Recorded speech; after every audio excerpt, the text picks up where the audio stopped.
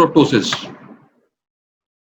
अगर इसकी डेफिनेशन पे जाएं तो it can be defined as protrusion of an eye ball in forward direction और forward displacement of an eye ball beyond the orbital margin. Orbital margin means जो orbit की extent है, जहां तक ऑर्बिट की बोन्स जाती हैं, उससे आई बॉल जितना आगे मूव करेगा तो हम प्रोप्टोसिस बोलेंगे। ये टॉपिक ऐसा टॉपिक है कि इसमें आई के सराउंडिंग स्ट्रक्चर है जिसमें पैरानasal साइनसेस इन्वॉल्व है, उनकी पैथोलॉजीज भी इसका एक रिस्क फैक्टर है। फिर एक टर्म हम यूज करते हैं एक्सोथैलेमोस।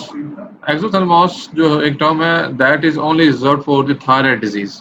होता उसमें भी प्रोप्टोसिस है, लेकिन वो टर्मिनोलॉजी सिर्फ हम उस कंडीशन में यूज करते हैं जब प्रोप्टोसिस जो है वो थायराइड डिजीज की वजह से हो। कॉजेज क्या हो सकती हैं प्रोप्टोसिस की? What can be the causes? सबसे पहले हम बात करेंगे इन्फ्लेमेटरी या इन्फेक्टिव कॉज में। उसमें इन्फ्लेमेटरी में थायराइड डिजीज आती है on the top, it is an auto immune disease. और उसके अलावा इसमें प्रीसेप्टल सेलुलाइटिस है, ऑर्बिटल सेलुलाइटिस है। ये दो टॉपिक्स ऐसे हैं जो आगे हम डिस्कस करेंगे। साइनोसाइटिस इज अनदर कॉज जिसकी वजह से प्रोप्टोसिस के साथ पेशेंट प्रेजेंट कर सकता है। Dacryoadenitis. What is dacryoadenitis? Dacryo means lacrimal, adenoid means gland, और आगे अगर आईएस लग गया that means inflammation of the lacrimal gland. Mucormycosis and fungal infection, इसमें क्योंकि इम्यून जिनकी इम्यूनिटी कम हो उन पेशेंट्स में ये प्रोप्टोसिस प्रेजेंट कर सकता है। ऑर्बिटल सूडो ट्यूमर है, टोरोसा हंट सिंड्रोम है, हाई एल्टीट्यूड सेरिब्रल एडिमा और Wegener's grand. Neoplastic. Neoplastic means related to some tumours. तो आपके ज़हन में कौन कौन से ट्यूमर्स आएंगे? आपके ज़हन में उन तमाम स्ट्रक्चर्स के ट्यूमर आने चाहिए जो कि लैक्रिमल, जो कि ऑर्बिटल कैविटी को फॉर्म करते हैं। ठीक है, कैवर्नस हेमेंजियोमा और capillary haemangioma. Haemangioma means related to blood vessels. अब एडिनोमा जो है और lacrimal gland carcinoma, these are related to lacrimal gland. Optic nerve present होती है तो उसमें ग्लायोमा और मेनिंजियोमा हो सकते हैं। इसके अलावा लेक्सिफॉर्म न्यूरोफाइब्रोमा और आइसोलेटेड न्यूरोफाइब्रोमा। फिर कुछ सिस्टेमिक डिजीज होती हैं जिसमें लिम्फोमा है, तो मेटास्टेटिक ट्यूमर है या ब्राउन सार्कोमा, ये प्रेजेंट कर सकता है विद प्रोप्टोसिस। कई दफा सिस्टिक ग्लियन होती है जिसमें डर्मोइड होती है, डर्मोइड सिस्ट। साइनस म्यूकोसील, ये भी रिलेटेड टू द साइनसेस है। और एंसेफेलोसील। एंसेफेलोसील बेसिकली बिकॉज यूरी लाइज इन द ब्रेन, उन क्रेनियल कैविटी का कोई कम्युनिकेशन होता है जिसकी वजह से एक सिस्टिक ग्लियन बनती है और दैट लीड्स टू प्रोप्टोसिस। फिर कुछ वेस्कुलर कॉजेज हैं। वेस्कुलर में सबसे common cause carotid cavernous fistula है, ऑर्बिटल वेरिसिस है, लिम्फेंजियोमा है और एओर्टिक इनसफिशिएंसी है। क्लिनिकल फीचर्स आपको क्या मिलेंगे? देखिए, एक तो सबसे पहले जो आपको पता है कि आई बॉल जो है ना दैट विल बी प्रोमिनेंट, और कुछ ऐसे होते हैं डिपेंड्स अपॉन द कॉज करते हैं जिसमें क्या आ सकता है। नंबर एक, पेन। पेन किस कंडीशन में होगा? इन्फेक्शन, इन्फ्लेमेशन, कई कार्सिनोमा जैसे हैं जिसमें होता है, ऑर्बिटल हेमरेज में होता है, इसमें प्रेशर, ऑर्बिटल प्रेशर ज्यादा हो जाता है। प्रोग्रेशन पे अगर करें तो अगर बहुत ज्यादा तेजी से बढ़ रहा है that can be due to orbital cellulitis और pseudo tumour. Idiopathic orbital disease है, उसकी वजह से हो सकता है। क्रोनिक में कई दफा ऑप्टिक नर्व ग्लायोमा वो कॉज होती है। पैल्पेशन में आपका होता है कि अगर आपको लिम्फोमा है, डर्मोइड है, न्यूरोफाइब्रोमा है या लैक्रिमल ग्लैंड ट्यूमर है, उसमें पैल्पेट कर सकते हैं आप। पल्सेशन जब होगी ना तो that is usually due to either its involvement of vessels या कई दफा मेनिंजियोसील में भी आपको फील होती है। कुछ पेरी ऑर्बिटल चेंजेस में जिसमें लिड और टेनिटावा में आपको कुछ ऐसी फाइंडिंग्स मिलती हैं जो आपको डायग्नोसिस की तरफ लेके जाती हैं। अच्छा, जो प्रोप्टोसिस है दैट कैन बी एक्सियल और नॉन एक्सियल। एक्सियल का मतलब है कि सेंट्रल। अगर आप ये नीचे वाली पिक्चर ये देखेंगे तो इसमें देखें आई बॉल डेविएटेड नहीं है, दोनों अलाइंड हैं और स्ट्रेट प्रोट्रूड हुई हुई है। That usually due to retrobulbar. Retro means कि आंख के पीछे, एग्जैक्टली पीछे होंगी तो आई बॉल को पुश स्ट्रेट फॉरवर्ड करेंगे। इसमें ग्लायोमा है, मेनिंजियोमा है, हेमेंजियोमा है, थायराइड है। लेकिन नॉन एक्सियल में क्या होता है कि अगर ग्लियन स्लाइटली अपवर्ड है और वो थोड़ा आई बॉल को नीचे ही पुश करे, जैसे इस पिक्चर में अगर ये देखें, ये आई बॉल ऊपर है, ये नीचे है, इसका मतलब है कि lesion is involving this area. Paranasal sinuses या नेजल पैथोलॉजी की वजह से प्रोप्टोसिस मिलेगा, that can be non axial. अब आते हैं इन्फेक्शंस पे, क्योंकि जो अगर ईएनटी रिलेटेड इश्यूज हैं वो सबसे ज्यादा कॉमन जो है ना वो इन्फेक्शन की वजह से होगा। इन्फेक्शन में हम दो किस्म की क्लासिफिकेशन करते हैं। It can be divided to preseptal cellulitis और ऑर्बिटल सेलुलाइटिस। इसको समझने के लिए आपको पहले एनाटमी समझनी पड़ेगी। What is the basic anatomy या रीजन बिहाइंड इट। ठीक है, एक सेप्टम होता है, ऑर्बिटल सेप्टम, इसको पैल्पेब्रल फेशिया बोलते हैं। ये interior boundary of the orbit बनाता है, यानी एक समझ लें कि एक टेंट शेप है जो ऑर्बिट को डिफाइन करता है, ऑर्बिटल कैविटी को डिफाइन करता है। अगर इस पिक्चर में देखें ना तो ये रेड लाइन जो है ना, ये रेड लाइन है, ये रेड लाइन है, ये देखें इसमें इसके पीछे ऑर्बिटल फैट है, ऑर्बिटल कंटेंट्स हैं सारे। इससे आगे जो है ना वो सारा लिड का और स्किन का स्ट्रक्चर। अगर इन्फ्लेमेशन इस सेप्टम से आगे है, इस जगह पे है, that means this is preseptal cellulitis. लेकिन अगर इससे पीछे है, that means it's involving the orbital cavity and will be labelled as orbital cellulitis. That is a dangerous condition है। साइड थ्रेटनिंग भी है और लाइफ थ्रेटनिंग भी है। अब ये देखें, इसमें आपको साइनसेस भी नजर आ रहे हैं। इसमें फ्रंटल साइनस है, ये मैक्सिलरी साइनस नजर आ रहा है नीचे। अपर लिड में जो ऑर्बिटल सेप्टम है ना वो ब्लेंड कर जाता है एलिवेटर पैल्पेब्री स्क्लेरोस के मसल के साथ, और लोअर लिड में जो है ना वो टार्सल प्लेट के साथ ब्लेंड करता है। What is preseptal cellulitis? It is an acute infection of the periocular tissues anterior to the orbital septum. यानी सेप्टम के आगे, जो मैं आपको बताया था पहले, ये अगर आप पिक्चर देखें, इसके आगे आगे जो ये एरिया है ना, इसमें अगर होगा, दिस इज प्रीसेप्टल सेलुलाइटिस। यहाँ नीचे भी हो सकता है, ऊपर वाली साइड भी हो सकता है। कॉज क्या हो सकती है? कोई भी स्किन लैसेरेशन हो सकती है, आईलिड इन्फ्लेमेशन, ठीक है, जिसमें आपके स्टाई हो सकता है, आपका इंटरनल हॉडुलम हो सकता है, और वजह ब्लेफराइटिस हो सकता है, एक्सटेंशन ऑफ इन्फेक्शन फ्रॉम एडिनेक्सा, और पैरानेजल साइनसिस। देखें इसमें भी एक कॉज आ गई है। यानी पैरानेजल साइनसिस में सबसे क्लोज जो होते हैं वो फ्रंटल और मैक्सिलरी साइनस है, फिर मिडिल वॉल के साथ आपके एथमोइडल है, स्पाइनल साइनस है। तो ये सारे आप समझ लें कि जो साइनसिस हैं वो ऑर्बिट को सराउंड कर रहे हैं। Any sort of infection in one region में इन्वॉल्व द अदर। इसमें ऑर्बिटल कैविटी भी इन्वॉल्व हो सकती है। क्लिनिकल फीचर्स में आपको क्या मिलेगा? आपको ऐसी पिक्चर मिलेगी जिसमें पेशेंट आपके पास ऐसे स्वोलन आईलिड के साथ आएगा, और वो एडिमेटस और टेंडर होगा। एरिथीमा क्या है? Erythema is a sign of acute inflammation, ठीक है। इसमें पर्पल रेड और शार्पली डिमार्केट स्वेलिंग आपको मिलेगी। अब देखें इसमें पूरी लिड इन्वॉल्व है। ट्रीटमेंट में आपने सिस्टेमिक एंटीबायोटिक्स देनी है और साथ इसके एनाल्जेसिक देने हैं, तो पेन को रिलीव करने के लिए।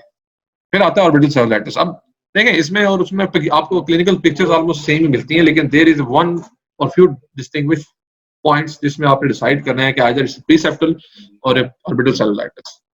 It is life threatening infection of the soft tissues behind the orbital septum, यानी ऑर्बिटल कैविटी को इन्वॉल्व कर रहा है। तो ऑर्बिटल कैविटी में जब इन्फ्लेमेशन होगी, इसका मतलब है कि वहां पे अगर इन्फ्लेमेटरी मीडिएटर्स इकट्ठे होंगे, अल्टीमेटली क्या होगा कि इंट्रा ऑर्बिटल वॉल्यूम ज्यादा होगा। It will push the eye ball forward, और जो आई उस ऑर्बिटल के कंटेंट्स हैं उनको ये कंप्रेस करेगा, जिसमें आपकी ऑप्टिक नर्व आती है। ये चिल्ड्रन में ज्यादा कॉमन है। अच्छा, कॉजेटिव ऑर्गेनिज्म क्या है? अडल्ट्स में स्टेफिलोकोकस और स्ट्रेप्टोकोकस है, ठीक है। चिल्ड्रन में एच इन्फ्लुएंजा है। Less common organism involve Pseudomonas and E coli. Pathogenesis में सबसे ज्यादा साइनस रिलेटेड है, और कौन सा साइनस इन्वॉल्व होता है? Ethmoidal sinus. फिर उसमें सेकंड पॉइंट आता है कि ऑलरेडी एक पेशेंट है, उसको प्रीसेप्टल सेलुलाइटिस था, उसको मैनेज नहीं किया गया ठीक से, तो वो स्प्रेड कर गया ऑर्बिटल कैविटी में। लोकल स्प्रेड, यानी अगर कोई लैक्रिमल सैक की इन्फ्लेमेशन है या कोई डेंटल इन्फेक्शन है, उसकी वजह से भी ये कॉज एक हो सकती है। कई दफा ब्लड के थ्रू भी स्प्रेड होता है, कोई एंडोजेनिक स्प्रेड हो। पोस्ट ट्रॉमेटिक भी हो सकता है, पोस्ट सर्जिकल भी हो सकता है। ऑलमोस्ट फीचर्स जो आपके आई के फीचर्स हैं वो सेम ही होते हैं, सिवाय एक चीज के। इसमें आपको अगर आप पेशेंट की आई बॉल की मूवमेंट्स करवाएंगे, तो ऑर्बिटल सेलुलाइटिस में there will be restricted extraocular movements as compare to preseptal cellulitis, इसमें आई बॉल जो है फुली मूव करेगा। इसके अलावा स्फीयर मैलेज यानी थकावट हो गई, बुखार होगा पेशेंट को, पेन के साथ आएगा, और अगर ऑप्टिक नर्व ज्यादा इन्वॉल्व है तो विजुअल इम्पेयरमेंट भी होगी। बाकी आपको देखें वही unilateral tender warm red periorbital skin and lids oedema मिलेगा। Proptosis is often obscured by this swelling, और कई दवाई आपको उसमें डेविएशन में मिलती है, नॉन एक्सियल प्रोप्टोसिस में मिलता है। आपके पास वार्निंग साइंस क्या है? कब आपको होना चाहिए कि you should treat the patient ताकि कॉम्प्लिकेशन से बच सके? अगर तो डायलेटेड प्यूपल है, that means the optic nerve has suffered, आपका प्यूपल डायलेट कर गया है। अगर आप टेलोपीजिया है, यानी आपके एक्स्ट्राओकुलर मसल्स काम नहीं कर रहे हैं, तो इसका मतलब है कि जो है वो डिजीज एडवांस स्टेज में है। और लॉस ऑफ वीएन भी ड्यू टू ऑप्टिक नर्व है। एपीडी सिमिलर ऑप्टिक नर्व, और पेपरिडीमा कई दफा जो है ना वो कैरोटिड कवरनेस फिस्टुला ऐसा के केसेस में मिलेगा, because it's involve both the eyes. Single eye में पेपरिडीमा नहीं मिलेगा। कॉम्प्लिकेशन आपको क्या मिल सकती है? कॉम्प्लिकेशन क्या हो सकती है अगर आप ट्रीट नहीं करेंगे? एक्सपर्ट क्रेडोपैथी, क्योंकि अगर आपकी आई बॉल फॉरवर्ड मूव कर रही है, the eyelid will be unable to close और cover the whole of the cornea.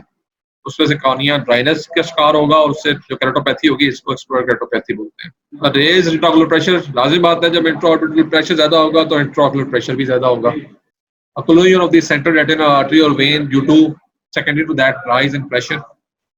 Endophthalmitis भी हो सकता है, और ऑप्टिक न्यूरोपैथी भी हो सकती है। Intracranial complications that can lead to death, यानी फेटल जो है ना वो यूज होती है मेनिंजाइटिस है, ब्रेन एब्सेस है, कैवर्नस साइनस थ्रोम्बोसिस। तो कई दफा सब पेरियोस्टल एब्सेस मिलती है, मिडिल ऑर्बिटल वॉल के साथ आपको ये मिलेगी। इन्वेस्टिगेशन में आप क्या कराएंगे? इन्वेस्टिगेशन में आपने कॉज को रूल आउट करना है, तो उसके लिए सबसे पहले तो आप वाइट सेल काउंट कराएं तो सी एनी इन्फ्लेमेटरी रिएक्शन। आपको वाइट ब्लड सेल जो है ना वो ज्यादा मिलेंगे। ब्लड कल्चर में कई दफा आपको ऑर्गेनिज्म मिल सकता है, अगर उसकी जो स्प्रेड है वो एंडोजीनस है वाया ब्लड।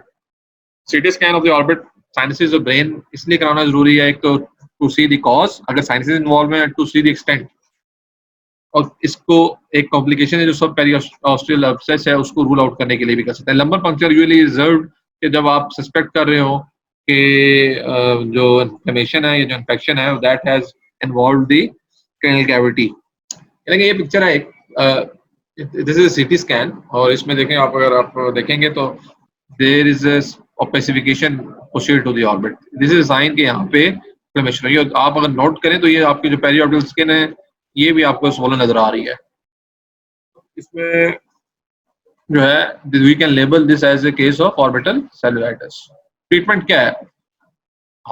आई की कुछ इमरजेंसी है जिसमें हॉस्पिटल एडमिशन रिक्वायर्ड है, जिसमें से एक ये है, आपने पेशेंट को एडमिट करना है, और इसके अलावा आपने, क्योंकि कॉज इसमें साइनसिस की भी हो सकती हैं, तो आपने ईएनटी कंसल्टेशन भी लेनी है। It is a multi disciplinary management होगी इसमें। इसके अलावा आपने एंटीबायोटिक थेरेपी स्टार्ट करनी है, जिसमें आप एनारोब्स के लिए सेप्टाजिडाइम और मेट्रोनिडाजोल दे सकते हैं फॉर, और antibiotic therapy should be continued. Apyrexial अगर 4 दिन से है उसके बाद आपने एंटीबायोटिक स्टॉप करनी है। आपका काम क्या है? बीइंग एन ऑप्थेल्मोलॉजिस्ट, अगर आपने पेशेंट एडमिट किया तो क्यों एडमिट किया, उसकी रीजन ये है, एक तो कंट्रोल करना है इन्फ्लेमेशन को, and you have to monitor the function of the optic nerve as well, जिसमें आपने प्यूपिल रिएक्शन चेक करने हैं, प्यूपिल एक्टिविटी चेक करनी है, कलर विजन करनी है, और लाइट ब्राइटनेस ये लाजमी है, क्योंकि आपने इसकी कॉम्प्लिकेशन को प्रिवेंट करना है। सर्जिकल इंटरवेंशन कब करेंगे? जब आपको लगे कि आपकी मेडिकल ट्रीटमेंट काम नहीं कर रही है and the warning signs are becoming more and more obvious, तो you should go for surgical intervention. उसमें भी वही बात है, अगर तो साइंसेस इन्वॉल्व हैं तो you should have an opinion from an otolaryngologist, यानी एएनटी स्पेशलिस्ट से आपने स्कैन लेनी है। कब कब करते हैं? जब आपका एंटीबायोटिक्स को रिस्पॉन्स कम से कम हो, कॉम्प्लिकेशन डेवलप हो रही हो, लाइक सब पेरियोस्टल और या इंट्राक्रेनियल एब्सेस, और कई दफा कई सिस्टेमिक कोई मैलिग्नेंसी होती है जिसके मेटास्टेसिस होकर ये लुक आपको आ रही होती है, तो उसमें बायोप्सी के लिए you have to manage surgically.